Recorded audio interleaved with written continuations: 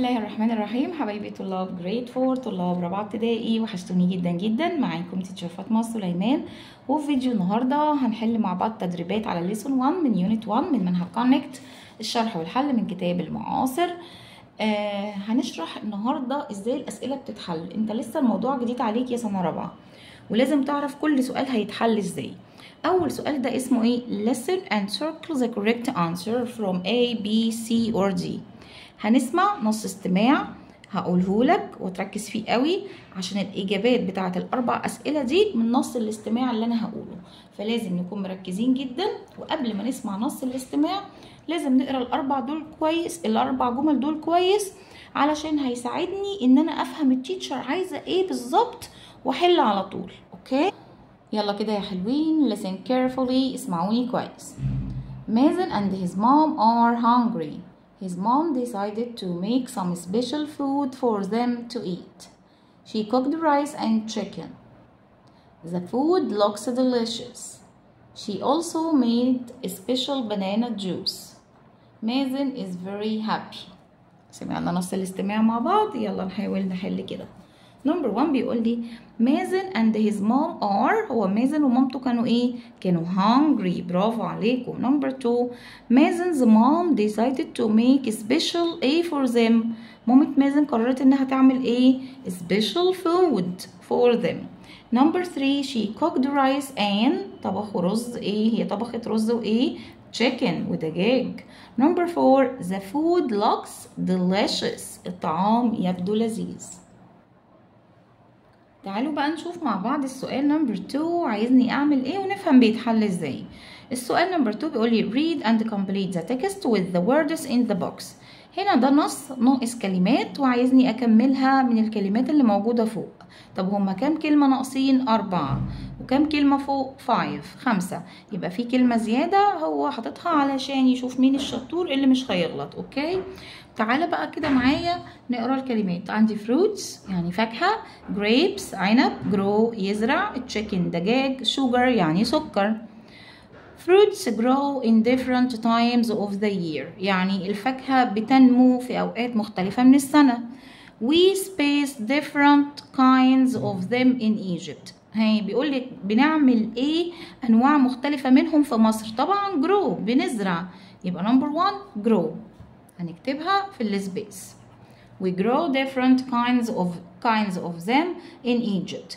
mangoes and A are delicious fruits. المانجا وايه بتكون فاكهة لذيذة. ايه اللي هنا فاكهة؟ طبعا grapes، يبقى number 2 grapes. we get A from sugar cane. بنحصل على ايه من قصب السكر؟ sugar cane. طبعا بنحصل على السكر. السكر. ايه بقى هو اللي have important vitamins that are good for our health؟ طبعا ايه هو اللي مليء بالفيتامينات علشان ويكون جيدة لصحتنا؟ طبعا هي ايه؟ هي الفروتس، الفاكهة. يبقى number 4 fruits. اوكي، السؤال نمبر 3 معايا اسمه read the text and answer the questions. هقرا النص ده كويس قوي علشان اعرف اجاوب على الاسئله. بيكون جايب لي سؤالين choose وسؤالين answer. اوكي، يلا كده نقراها مع بعض. farmers are very important to us. الفلاحين مهمين جدا بالنسبه لنا. they produce a lot of food for us to eat. بيزرعوا او بينتجوا كثير من الطعام علشان ناكله. they grow rice in Egypt. بيزرعوا الرز في مصر. they also grow vegetables like onions. كمان بيزرعوا خضروات زي البصل. they grow fruits. بيزرعوا فاكهة like watermelons زي البطيخ and bananas والموز. they raise chickens. بيربوا فراخ to get eggs and meat. بيربوا فراخ عشان يحصلوا على البيض واللحم منها. my uncle is a farmer. عمي فلاح. he works hard on his farm. بيشتغل بجدية في المزرعة بتاعته. I like to visit him every summer. بحب ان انا ازوره كل صيف. my cousin helps him. ابن عمي بيساعده on the farm في المزرعة. I like to help them too. وانا كمان بحب اساعدهم. it's interesting. الموضوع بالنسبة لي ممتع وشيق. they grow many kinds of delicious fruit. بيزرعوا كثير من انواع الفاكهة اللذيذة. We get fresh mangoes from the farm every year. بحصل على مانجا طازجة كل سنة من المزرعة. There are different animals on his farm. في كمان حيوانات مختلفة في المزرعة بتاعته like goats زي الماعز, cows البقر, and a donkey وحمار كمان. اوكي. السؤال بقى معايا الأولاني هو سؤال اللي choose the correct answer. Number 1 بيقول لك the underlined word delicious means. كلمة delicious اللي عليها خط دي بيقول لك means تعني معناها ايه؟ معناها ان هي tiring ولا ready ولا yummy ولا boring؟ طبعا yummy يعني لذيذ و delicious لذيذ. Number 2 بيقول لك farmers raise الفلاحين بيربوا ايه؟ to get eggs عشان نحصل منه على البيض. طبعا بيربوا ايه؟ chickens دجاج. تعالوا بقى نحل سؤال الانسر اللي على القطعة. في سؤالين بيكونوا عن القطعة غير سؤالين اللي تشوز. يلا كده نحلهم مع بعض. نمبر 3 بيقول لي why. لازم تترجم أداة الاستفهام كويس عشان تفهم السؤال وتطلع إجابته صح. why يعني لماذا. why are farmers very important. ليه الفارمرز مهمين جدا. ليه بقى؟ نجيب من القطعة بس خد بالك الأول. أول ما تتسأل بواي، واي معناها لماذا، هجاوب بكلمة اسمها because يعني علشان. because علشان واكتب بقى السبب بتاعي. يبقى لما تسأل بواي يا إما أجاوب بتو يا إما أجاوب because، بس هنا هجاوب because معناها علشان. طب ليه الفلاحين مهمين؟ احنا قلنا في القطعة ليه؟ because they produce a lot of food for us to eat. لأن هم اللي بينتجوا لنا كثير من الطعام علشان ناكله. يبقى دي إجابة نمبر 3. يبقى بعد because هتكتب الجملة دي كلها هنا. طب نمبر 4 بيقول لي إيه؟ summarize the second paragraph in one sentence.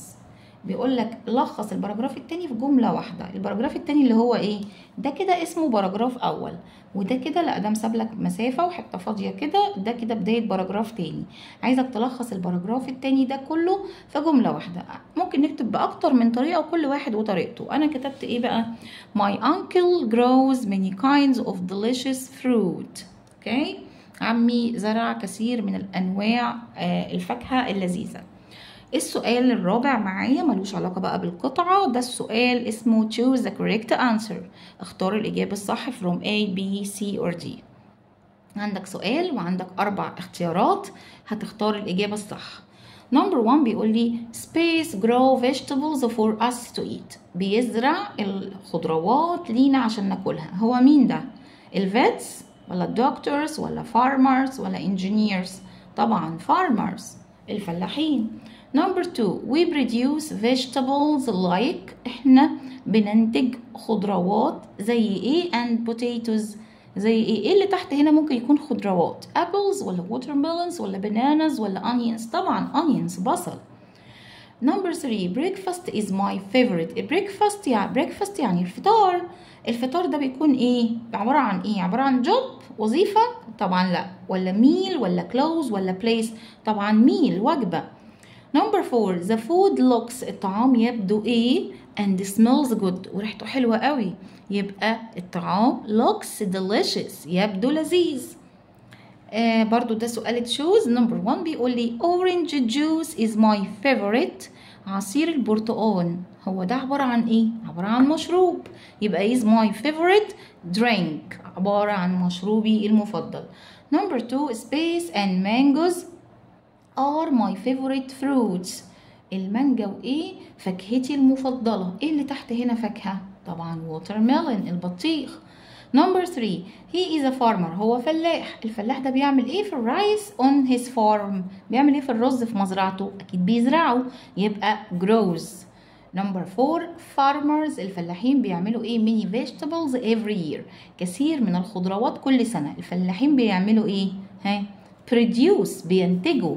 ينتج produce ينتج produce. طب السؤال الخامس معايا احنا واخدينه كتير في اولى وفي ثانيه وفي ثالثه. سؤال البانكتشويت، سؤال علامات الترقيم اللي هو انا كنت بغني معاكم واقول لكم ايه البانكتشويت. انا بلعب لعبتين، لعبه في الاول ولعبه في الاخر، بس دلوقتي كبرنا وممكن يجي لنا كمان في نص الجمله اي تغيير. اوكي طيب تعالى نشوف كده. اول حرف لازم ينزل كابيتال اللي هو Egyptian. فود ما فيهاش اي تغيير. يز ما فيهاش حاجه. يامي ما فيهاش حاجه. طب Egyptian food is yummy. الطعام المصري بيكون لذيذ. هل هنا في سؤال؟ لا. يبقى ده جمله دي بادئه بايجيبشن، مش بادئه باداه استفهام خالص ولا فعل مساعد، يبقى دي جمله، يبقى هقفلها في الاخر بفول ستوب. اوكي. السؤال السادس بقى يا بطل بيقول لك write a paragraph، اكتب باراجراف. اتعلم بقى نكتب باراجراف، جمل بنتكلم فيها عن موضوع معين هو بيكون مختاره، كاتب لك العنوان بتاعه هنا، وعايزك تألف عليه جمل. طب انا صعب عليا يا تيتشر ان انا اكتب باراجراف وانا لسه في سنه رابعه، انا مش ما بعرفش اكتبه، وده هيواجه طلاب كتير قوي بيبقى موضوع الباراجراف عندهم صعب قوي. في الاول اعرف الجمل اللي التيتشر كاتباها لك، اعرفها كده وحاول تكون فكرة عامة عن الموضوع. بعد كده حاول تتعلم انك تجيب الكلمات اللي في الدرس وتحاول انت تحطها في جملة. هتلاقيك ألفت جمل حتى لو فيها أخطاء شوية في الأول في الجرامر، التيتشر بتاعتك هتصلحها لك، وتبدأ بعد كده تعرف تعمل جملة لوحدك. تعالوا كده نشوف كتبنا ايه عن الفود in Egypt، الطعام في مصر. يلا كده اول حاجه ما تيجي تكتب سيب مسافه في اول جمله، في اول سطر بس على قد كلمه. سيب مسافه في اول جمله، في اول جمله بتكتبها في اول سطر على قد كلمه، وابدا اكتب الباراجراف بتاعك. طبعا اجي ابدا اي جمله هبدا بايه؟ بكابيتال ليتر. We have delicious food in Egypt. انا جملتي خلصت، هحط فول ستوب. طب لو هي خلصت هنا حط فول ستوب وكمل عادي، ما تسيبش مسافة وتعمل جملة تحت جملة تحت جملة، لا، خلصت الجملة بتاعتك حط فول ستوب وكمل عادي.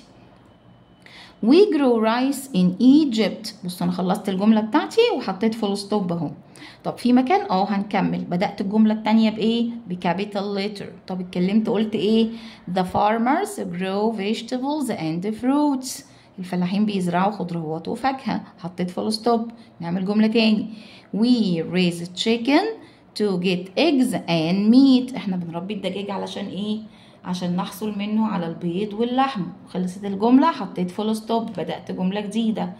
We like our food. We like our food. احنا بنحب الطعام بتاعنا. اوكي، واحدة واحدة هتلاقي الباراجراف بقى الموضوع بتاعه سهل، وما تقلقوش خالص.